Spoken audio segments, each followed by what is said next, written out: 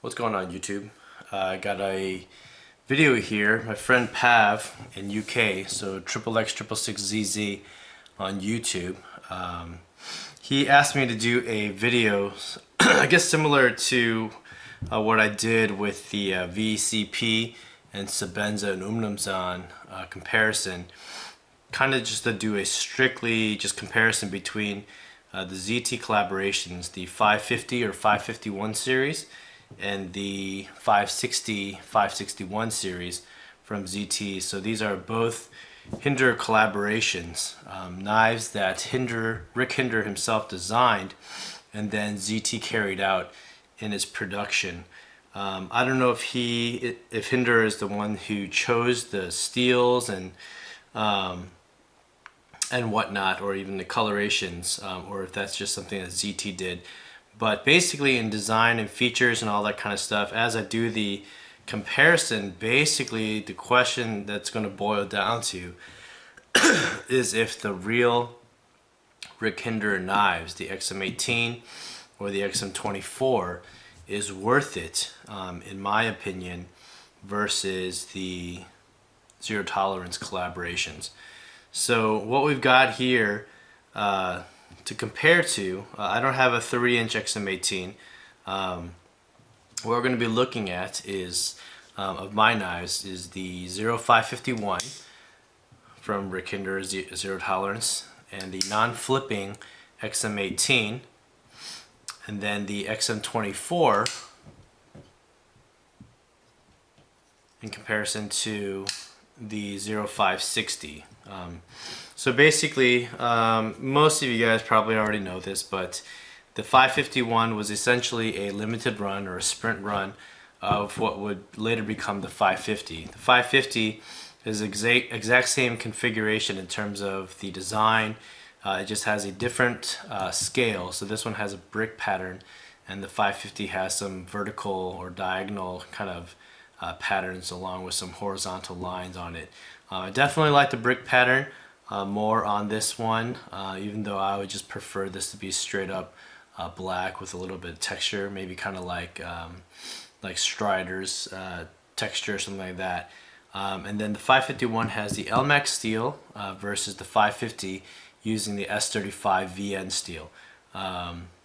Supposedly the LMAX has slightly better edge retention and I believe toughness,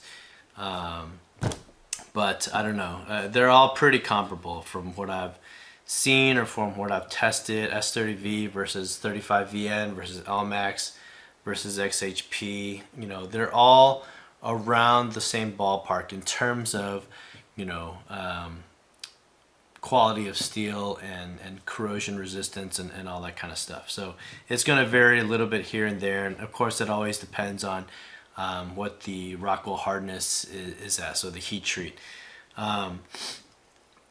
This is my flipper XM18 3.5 inch, and the reason I have this one off to the side is basically because your 550 and 551 are non-flipping ZT collaborations with Hinderer, and then your 560 and 561 is a flipping version of the Hinderer. So when you do a very quick size comparison, the 560,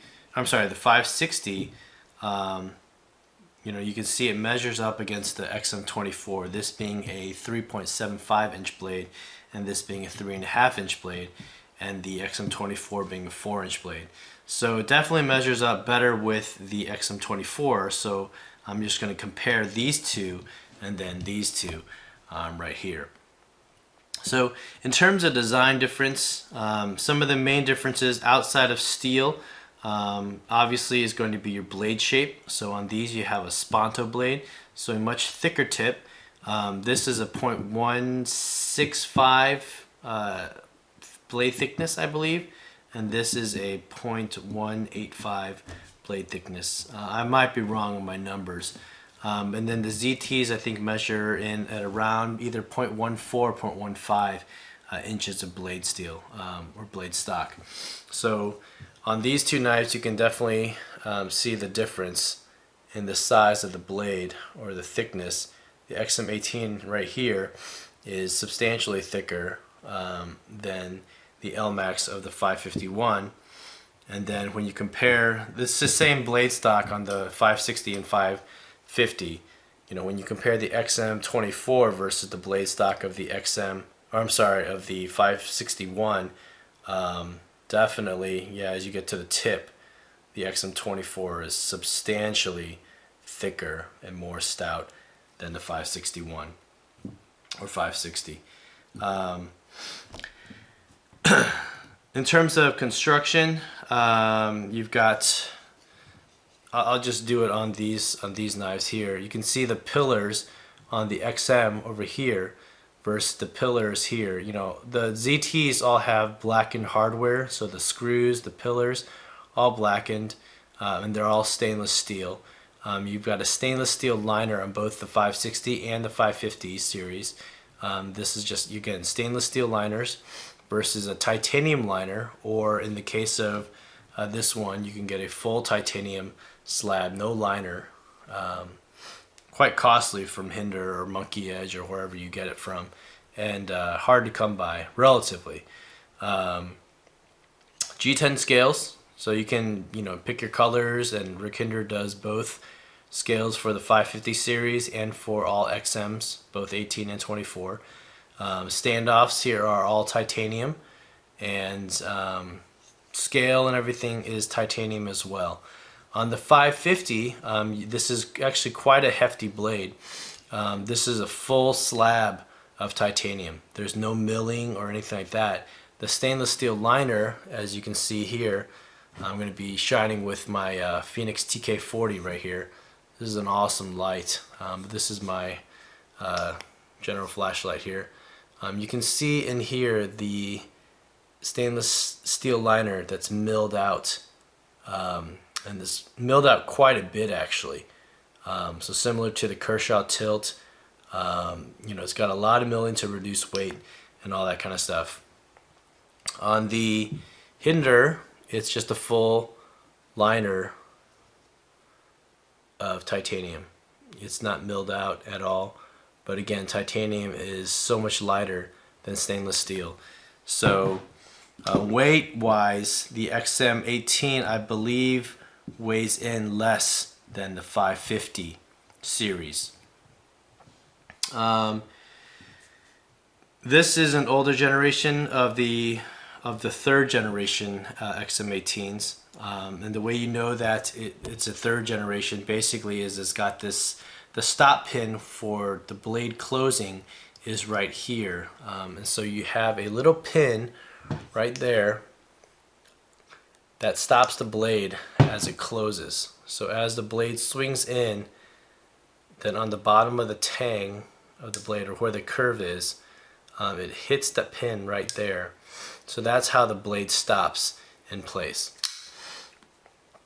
So again, that's for third generation XM18s or second generation XM24s. There is currently no third generation XM24 from my understanding.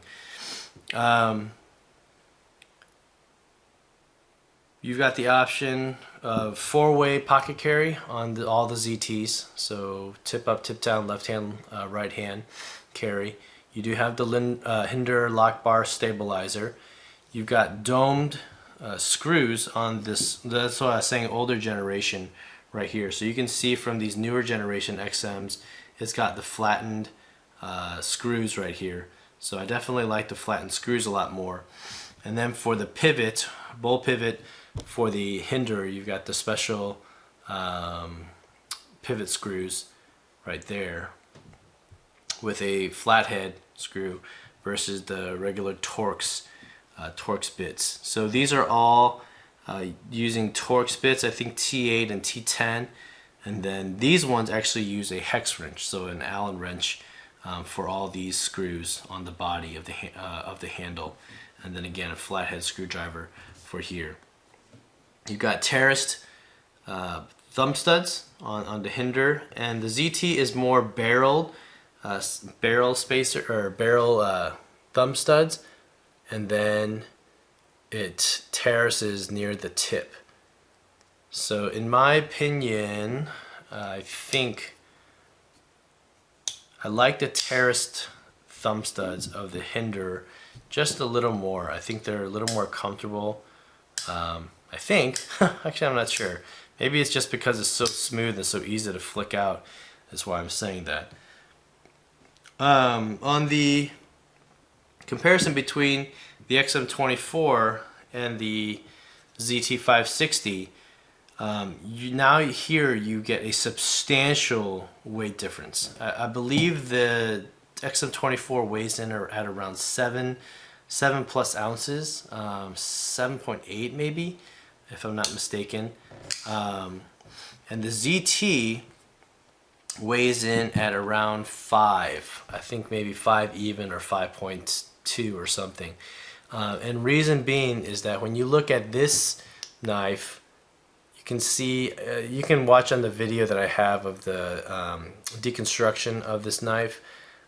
This titanium lock side is completely milled out. I mean, it's milled out, you know, space here, it's milled out on the lock bar, it's milled out back here. So they did a lot of milling on this titanium to really lighten the weight. And then the same goes for the steel insert liner here. It's all cut out as well. So they did a lot of fine milling on the ZT. And so that definitely saves on a lot of the weight on this knife collaboration. Lanyard holes are pretty much all the same. The ZT's got a rounded lanyard hole compared to the non-flipper XM18. All of them use the thumb studs as the lock stop.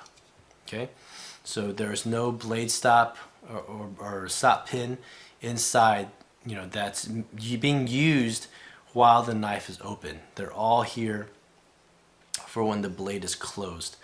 All right, so and that is the signature of all the Generation 4 XMs. You know, so all the XM Generation 4s, they don't have this pin here anymore. Hinderer moved it to up here so that when the blade closes, again, it only affects the blade when it's closed. The tang pushes up against the pin up here instead of over here. I believe that makes for a stronger or safer closing position for the blade. I've heard, not horror stories, but stories about how this pin, I think J Davis 882 John, he has a story about how his Hinderer, somehow it got bent and then it touched against, or because it was bent, it allowed for the blade to touch against, you know, one of these pillar backspacers, and then it put a dent or a roll in this blade, which caused a chip later on. So I mean, as long as you don't close your blade super hard, I don't think it's going to affect it too much, because usually the stop pin on Gen 3 XM18s or 24s, they just touch right along here on the blade, so it doesn't affect anything on the actual cutting surface. Again, so anyway, I'm kind of just jumping all over the place. The 560 is a much lighter knife than the XM24, and just, I mean, when you do comparisons here, I mean, the XM24 now on this side, you know, is so much thicker. It's so much beefier and everything than the ZT collaborations. The other thing of note, which is maybe the obvious difference between these knives, is that you've got this finger choil right here, which allows for much higher grip while you are doing precision cutting. And it's a relatively safe grip. Your finger is able to be cradled inside this little choil without being scratched or cut by the end of this blade. But if you are careless and grab here, it could definitely cut you here. So again, you're talking about a grip like this versus the only grip that you can do on the ZTs like this. So in comparison with the non-flipping version, you're gripping like this versus you're able to get up tight here. I mean, you can move your thumb in this way, so maybe, I don't know if it necessarily makes that much of a difference, but the way your hand is centered on the knife, allows you for more precision cutting, I believe. So those are the main differences in terms of the construction, in terms of the material. Blade steel aside, and all that kind of stuff. Those are essentially all the differences. Pocket clips, that's different, and all that kind of stuff. So you got the blade thickness, you got the handle thickness. Ergonomics essentially are the same. When you compare them, the ZT to the Hinder, the only thing that I can really note outside of the choils right here, so that's one, definitely a +1 for the XM series, in terms of the varying grips. When you do compare the ZTs, the only thing that's really different, this cutout right here is essentially the same. The flat surface on all these essentially is the same as well. You do get a extension on the handle right here where you see the ZTs cut off on these sides right here on the tail. They cut off flat.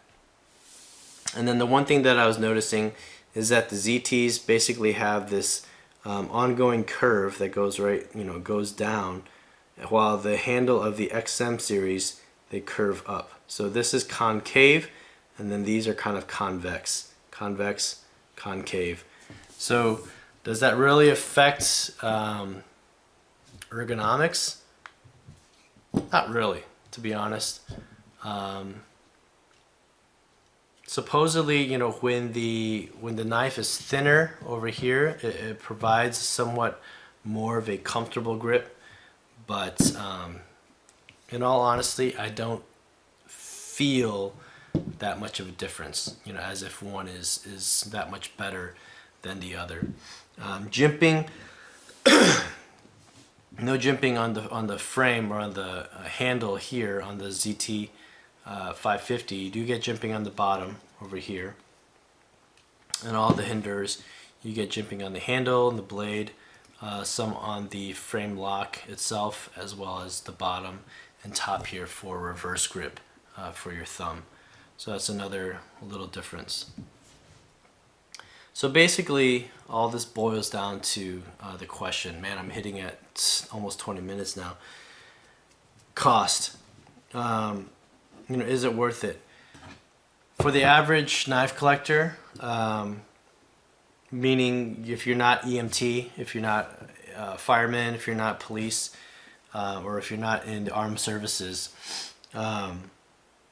you can't get these knives. You can't get a Hinderer XM straight from Hinderer himself. You either have to order it from a secondary source or a secondary market, forums.